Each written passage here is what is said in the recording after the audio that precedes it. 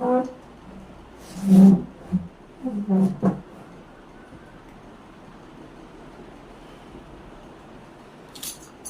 చేసుకుందాం. సర్వాధికారి వందనాలు ప్రభా, నీ అధికారానికి లోబడుతూ నీ పాదాలకు వస్తున్నాం. ఈ దినము యెహోవా ఈరే అనే ఛానల్ ద్వారా అయా నీ వాక్యపు వెలుగులో మా జీవితాలు సరిచేసుకోవడానికి అయా మమ్మల్ని సమకూర్చిన నీ ప్రేమ కొరకే కృతజ్ఞత చెల్లిస్తున్నాను. ఈ సమయంలో నీ సన్నిధి మాకు తోడుగా ఉంచు.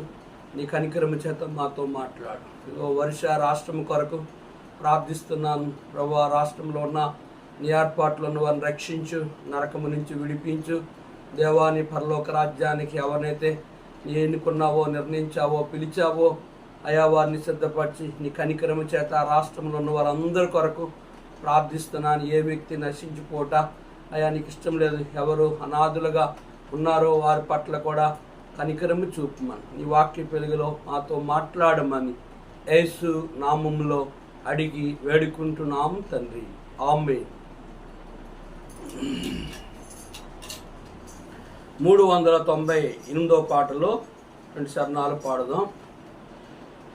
యేసు నిన్ను పిలచెను, వాసిగా స్వరము విను. యేసు నిన్ను పిలచెను, వాసిగా స్వరము విను. కాచే రక్తము కల్వరిలో కఠిన బాధలెల్లా నోచి. కాచే రక్తము కల్వరిలో కఠిన బాధలెల్లా నోచి. చూపే ప్రేమను కొరకు జాపే బహు కరుణ తోడా తేరా దియోను. యేసు నిన్ను పిలచెను, వాసిగా స్వరము విను. యేసు నిన్ను పిలచెను, వాసిగా స్వరము విను. బల్లెముతో కోటు పుడవా బాధ సహించే ప్రేమ తోడ.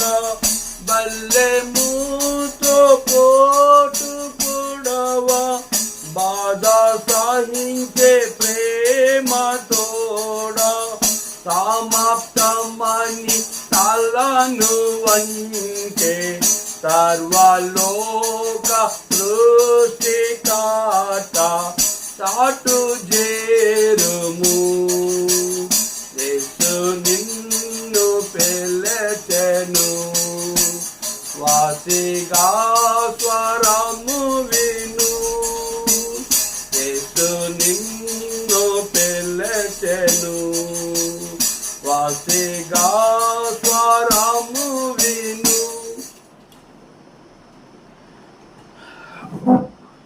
దేవుని వాక్యాన్ని చదువుకుందాం. అపోస్తుల కార్యం 15వ అధ్యాయం. కొందరు యూదయ నుండి వచ్చి, మీరు మోషే నియమించిన ఆచారము చొప్పున సున్నతి పొందితేనే గాని రక్షణ పొందలేరని సహోదరులకు బోధించిరి. పౌలునకును బర్నబాకును వారితో విశేష వివాదమును తర్కమును కలిగినప్పుడు ఈ అంశం విషయమై పౌలు బర్నబాయు తమలో మరికొందరును యెరూషలేమునకును అపోస్తులకును పెద్దల యొద్దకును వెళ్ళవలని సహోదరులు నిశ్చయించిరి. ఆ శ్రేష్ఠంబు గ్రంథములో ఎచ్చోట చూచిన ఆధరణయున్నది, సుఖ దుఃఖములో వాగ్దానమున్నది. విశ్వాసముంచి ధ్యానించుడి, విశ్వాసముంచి ధ్యానించుడి.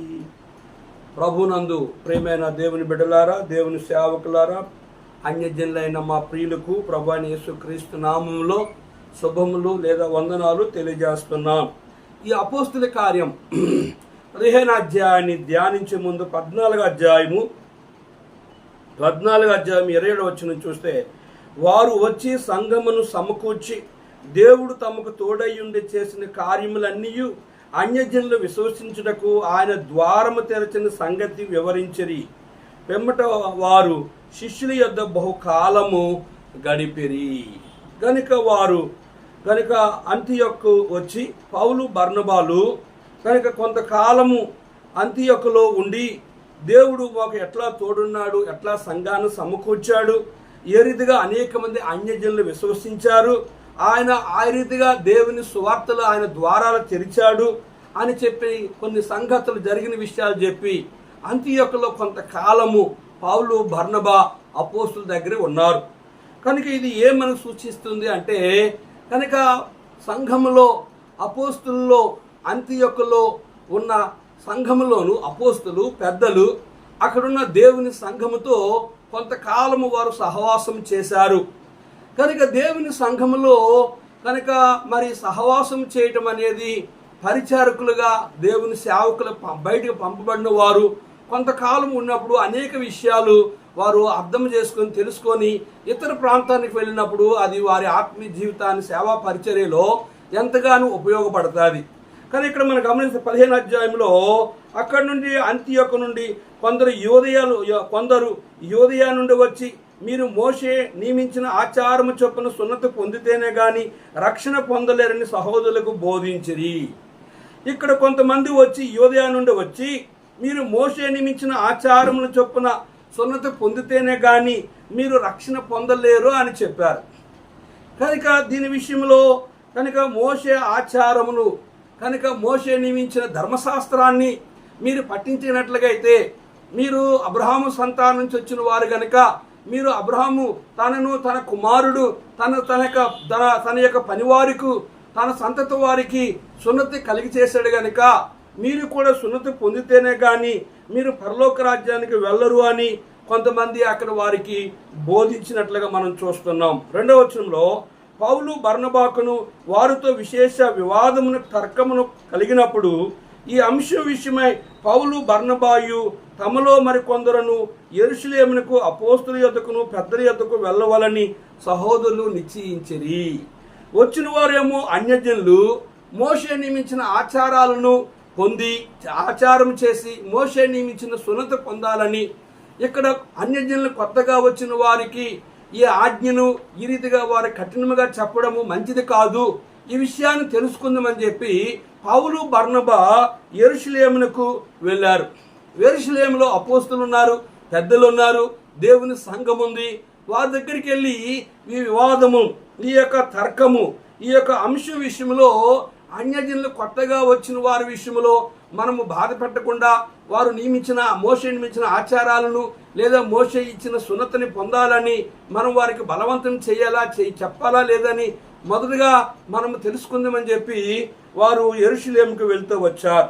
కాబట్టి వారు సంఘమును సాగనంపబడి పెనికే సమరయ దేశము ద్వారా వెళ్ళుచు అన్యజనులు దేవుని వైపు తిరిగిన సంగతి తెలియపరిచి సహోదరులకందరికీ మహా సంతోషము కలుగు చేసిరి. కనుక వారు సంఘమును సాగనంపి పెనికే సమరయ దేశం ద్వారా వెళ్ళుచు అన్యజనులు దేవుని వైపు తిరిగిన సంగతి తెలియచేసినప్పుడు సహోదరులు అనేక మంది అన్యజనులు ప్రభువైన యేసుక్రీస్తు వారిని ఎరిగి ఆయన యొద్దకు వస్తున్నారు అని సంగతి చెప్పినప్పుడు దేవుని పిల్లలు, దేవుని సేవకులు, పరిశుద్ధులు, సంఘము అనేకులు ఆనందించారు. నేటి దినాన్ని సంఘములో ఉన్నవారే ఉంటున్నారు. ఉన్నవారిలో కొంతమంది వలలేసి ఇతరులని వారి సంఘానికి లాక్కెళ్ళిపోతూ ఉన్నారు ఈ నేటి దినాన్ని. ఆ దినాల్లో కొత్త వారు సంఘంలో చేరడము అనేక మంది ఆనందిస్తూ వచ్చారు. 4వ వచనం చూస్తే 5వ వచనం చూసినట్లయితే ఇక్కడ పరిసయ్యులు వారు 4వ వచనం వారు యెరూషలేమునకు రాగా సంఘపు వారును అపోస్తులను పెద్దలను వారిని చేర్చుకొనిరి.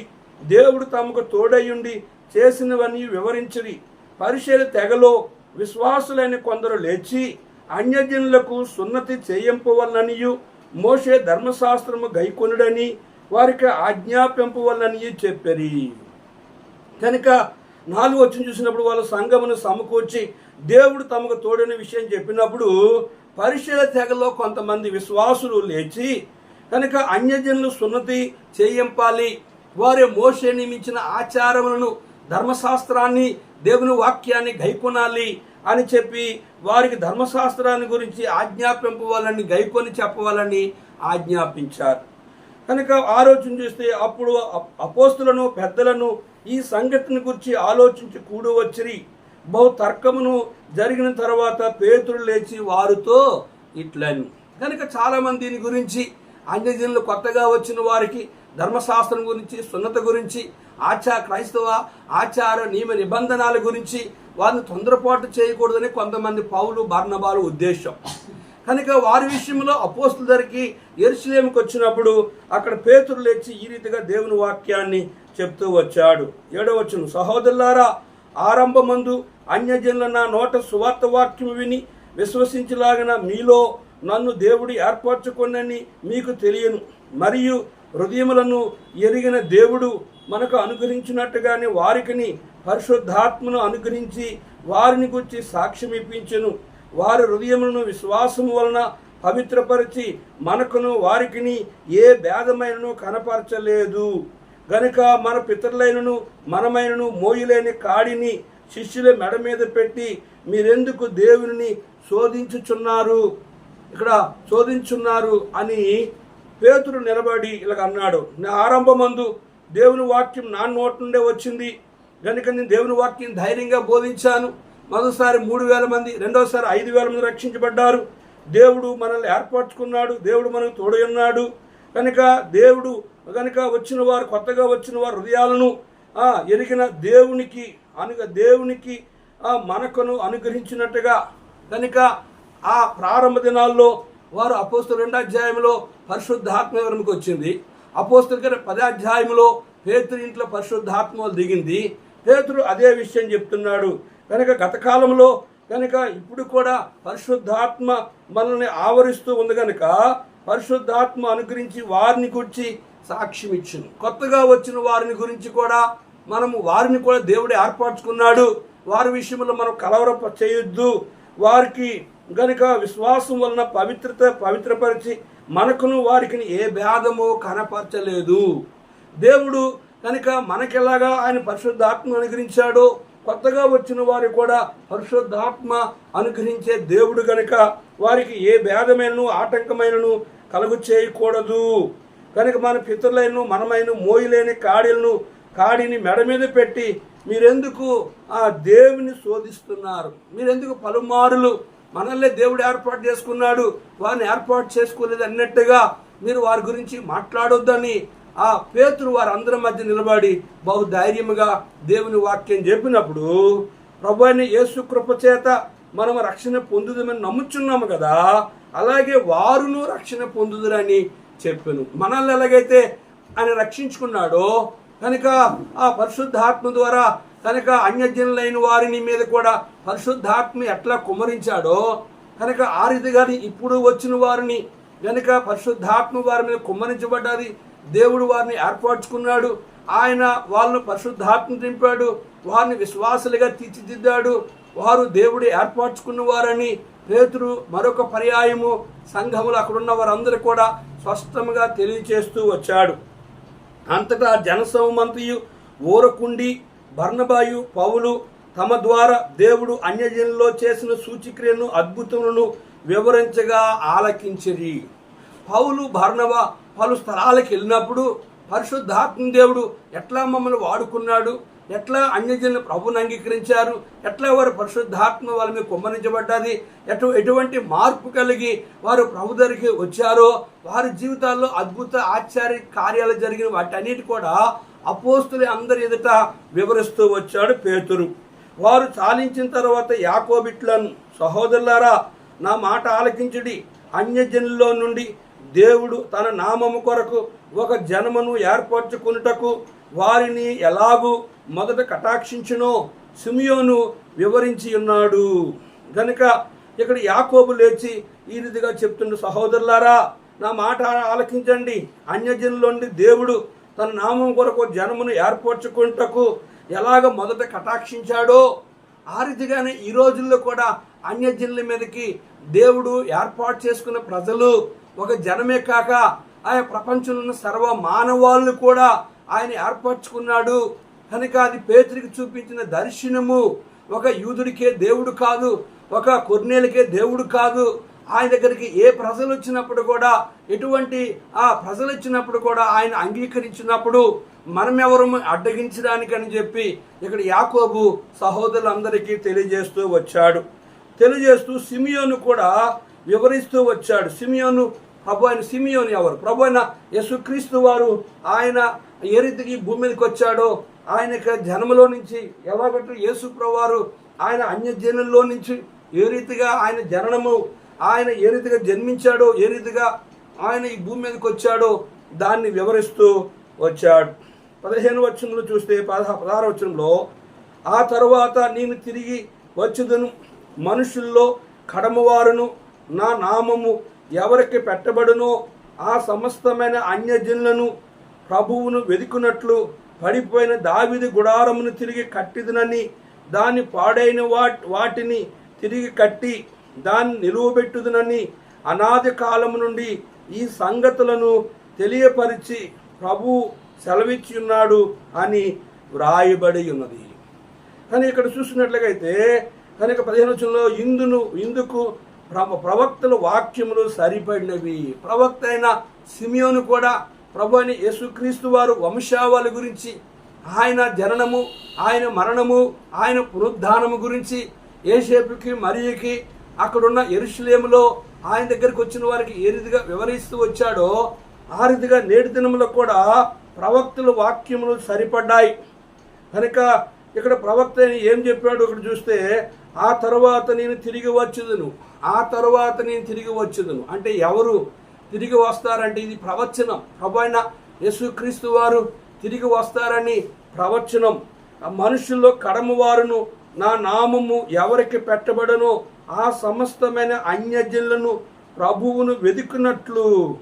గనుక ఆయన మనుషుల్లో కడమవారిని కూడా, కడమవారు అంటే చివరవారు, అంత్య దినాల్లో పరిశుద్ధాత్మ గనుక ఆయన కుమ్మరించబడినప్పుడు ఆయన పరిశుద్ధాత్మ దేవుడు అంత్య దినాల్లో మనుషులందరి మీద ఆయన ఆత్మని కుమ్మరిస్తాడు.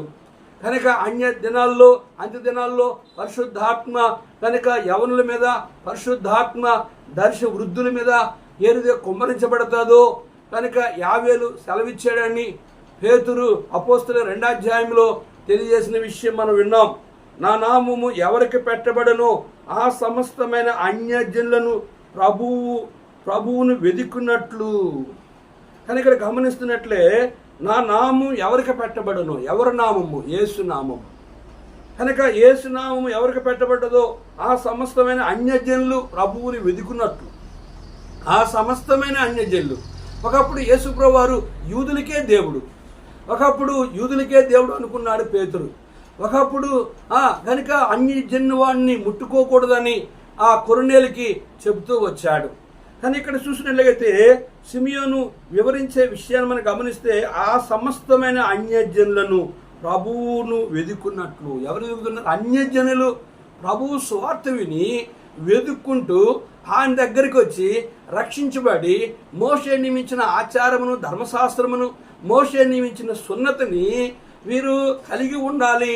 కనుక వారు అనుభవిస్తూ అన్యజనులు ప్రభు దగ్గరికి ఆయన వెదుక్కుంటూ వస్తున్నారని చెప్పారు. ప్రియా సహోదరుడా, కనుక ఇది ఎవరి విషయములంటే దేవుని ఏర్పాట్లు ఉన్నవారు మనము ఆయన వెతకలో దిగాలి. మనం ఆయన దగ్గరికి వెళ్ళనవసరం లేదు, ఎవరి దగ్గరికి వెళ్ళనవసరం లేదు. కానీ మనం ఎవరికి సువార్త చెప్పని అవసరం లేకపోవచ్చు. కానీ ఆయన చేత ఎవరినైతే ఆయన ముందుగా ఎరిగాడో, నిర్ణయించాడో, పిలిచాడో, ఆయన ప్రత్యేకపరిచాడో ఆ ప్రజలు ఆయన వెతుక్కుంటూ వస్తారు. మనం చూసినట్లయితే యేసయ్యను వెతుక్కుంటూ వచ్చారు. ఎవరు? గనుక ఆ యొక్క తూర్పు దేశపు జ్ఞానులు వెతుక్కుంటూ వచ్చి వాళ్ళు ఎక్కడికి వెళ్ళారు అంటే డైరెక్ట్గా వారు వెళ్ళడము హేరోదు రాజు దగ్గరికి వెళ్ళారు. కానీ యూదుల రాజుగా పుట్టినవాడు ఎక్కడంటే ఆయన మాకు తెలియదు ఎక్కడంటే వెంటనే హేరోదు పండితుని పిలిపించాడు, ధర్మశాస్త్రం ఎరిగిన వారిని పిలిపించి వారు లేఖనాలు పరిశోధన చేయమంటే వారు చెప్పారు యోధా బెత్లెహేములోనే, దాని చుట్టుపక్కల ప్రాంతంలోనే ఆయన జన్మించాడంటే యోధయ ఆ ప్రాంతంలో ఉన్న పసిపిల్లలు, మగపిల్లలందరినీ చంపివేయమని ఆజ్ఞ జారీ చేశాడు రాజు. దేని కొరకంటే నేనే యూదులకి కలకాలం రాజుగా ఉండాలి, వేరొక రాజు పుట్టకూడదు అని ఆ రీతిగా ఆ ఉద్దేశంతో తెలియజేస్తూ వచ్చాడు. కానీ ప్రభు అయిన యేసుక్రీస్తు వారు ఎవరికి దేవుడు అంటే, యేసుక్రీస్తు అందరికీ ప్రభు. ఎవరికి ఆయన దేవుడు అంటే, సర్వజనులారా, సామంతులేమి, ధనుకులేమి, దరిద్రులేమి, లోక నివాసులందరికీ దేవుడు. గనుక మనము ఇంకా చూసినట్లయితే, ప్రయాసపడే పాప భారం మోసుకుని సమస్త జనులారా నా యొద్దకు రండి, నేను మీకు విశ్రాంతి అనుగ్రహిస్తాను. కానీ ఈ లేఖనాలు మనకి ఏం తెలియజేస్తానంటే, యేసు ప్రభువు వారు ఎవరికి దేవుడు? ఆ సమస్తమైన అన్యజనులకి, ఒక యూదులకే కాదు. యూదులు ఆయన తునీకరించారు కనుక వారు అంటున్నారు, మీరు అడ్డగిస్తున్నారు, మీరు దేవుని వాక్యాన్ని వ్యతిరేకిస్తున్నారు కనుక మేము అన్యజనులకి వెళ్ళి సువార్త చెప్తామని చెప్పి పౌలు బర్నబాలు అక్కడ వారిని యూదులు విడిచిపెట్టి ఈరోజు అన్యులైన మనకి ఆ సువార్త ప్రకటించబడుతూ వచ్చింది. ప్రియాస్వాదు 10 చూస్తే, పడిపోయిన దావీదు గుడారం తిరిగి కట్టిదును, దాని పాడైన వాటిని తిరిగి కట్టి దాన్ని నిలువబెట్టుదునని అనాది కాలము నుండి ఈ సంగతులను తెలియపరిచిన ప్రభువు సెలవిచ్చుచున్నాడు అని వ్రాయబడి ఉంది. పడిపోయిన దావీదు గుడారం.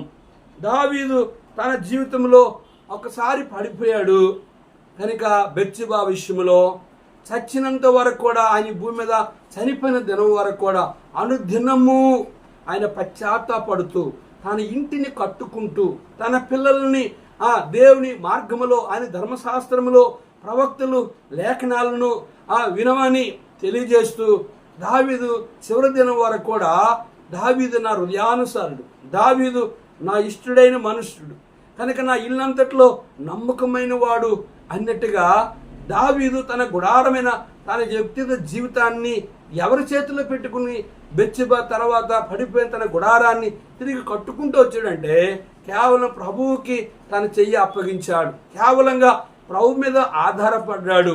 ఈ దావీదు గుడారము అంటే దావీదు జీవితంలో పతన కలిగిన స్థితిలో దావీదు తిరిగి లేచాడు. పడిపోయిన స్థలంలో ఉండలేదు కానీ తిరిగి లేచాడు. ప్రియ సహోదరులారా, ప్రియ విశ్వాసులారా, ప్రియ సేవకులారా, ఇది మనకి ఏం చూపిస్తుందంటే, దేవుని సేవకుడుగా, ఒక విశ్వాసగా రక్షించబడి మారుమనసు పొంది బాప్తిసం తీసుకుని బల తీసుకుని ఆరాధన చేసి సువార్తలో, సంఘములో, వ్యక్తిగత జీవితంలో మనము కూడా పలుమారులు పడిపోవలసిన పరిస్థితులు వచ్చినప్పుడు పడిపోయిన స్థలంలో ఉండకుండా లేచి ప్రభువు కొరకు ముందుకి పరిగెత్తి మన ఆత్మీయ గుడారాన్ని, మన ఆత్మీయ జీవితాన్ని, మన ఆత్మీయ విశ్వాస జీవితాన్ని, మన ఆత్మీయ పవిత్ర జీవితాన్ని ప్రభువు చేత కట్టబడడానికి మన చెయ్యి ఆయనకి అప్పగిస్తే ఆయన మన చెయ్యి పట్టుకొని నడిపిస్తాడు. దావీదు తిరిగి పడిపోయింది కదా అని చెప్పి మరలా వెనుకెళ్ళిపోయి మరలా విస్తారమైన పాపములు చేయలేదు కనుక ఒక విశ్వాసగా, ఒక సేవకుడిగా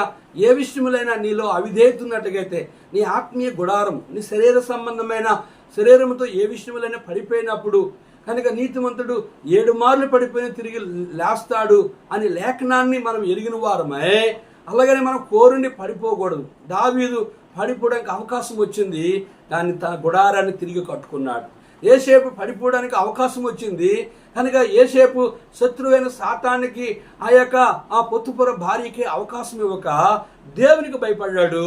దేవుడు తన గుడారాన్ని కడుతూ ఆ దేశంలోనే ఉన్నతమైన స్థితిలో ఆయన్ని ఆశీర్వదిస్తూ వచ్చాడు. కానీ ఇక్కడ మనం గమనించినట్లుగా అయితే 19 కాబట్టి అన్యజనుల్లో నుండి దేవుని వైపు తిరుగుచున్న వారిని మనము కష్టపెట్టక విగ్రహ సంబంధమైన అపవిత్రతను, జారత్వమును, గొంతు పిసికి చంపిన దాని రక్తమును విసర్జించుటకు వారికి పత్రికలు రాసి పంపవాలని నా అభిప్రాయము. ఇక్కడ దేవునికి వాక్యంలో పౌలు బర్నబాలు ఏం చెప్తున్నట్టే, కాబట్టి అన్యజనుల్లో నుండి దేవుని తిరుగుతున్న వారిని మనం కష్టపెట్టకూడదు. కొత్తగా నమ్ముకున్న వారిని మనం కష్టపెట్టక, మీరు సున్నత పొందాలి, మీరు ధర్మశాస్త్రం అనుసరించాలి, మీరు మోషే నియమించిన ఆచారాలను ఆచరించాలి అని ఆ కొత్తగా వచ్చిన వారిని మనం ఏ విషయంలో కష్టపెట్టక, వారిని బలవంతము చేయక, విగ్రహ సంబంధమైన అపవిత్రతను, జారత్వమును, గొంతు పిసికి చంపిన దాన్ని రక్తమును విసర్జించుటకు వారికి పత్రిక రాసి పంపవాలని నా అభిప్రాయం. వారిని దేవుని వాక్యాన్ని చూపించి వారిని ఆత్మీయంగా బలపరిచి వారు ప్రార్థనలోను విశ్వాసంలోను పవిత్రతలోను దేవుని వాక్యాన్ని గైకొని సంఘ ఆరాధనలకి సంఘ అన్ని కార్యక్రమాలకి వాళ్ళు వచ్చుతూ పోతూ ఉన్నప్పుడు వారు ఆత్మీయంగా ఎదిగిన కొలది అప్పుడు వారికి మనం ఏం చెప్పాలంటే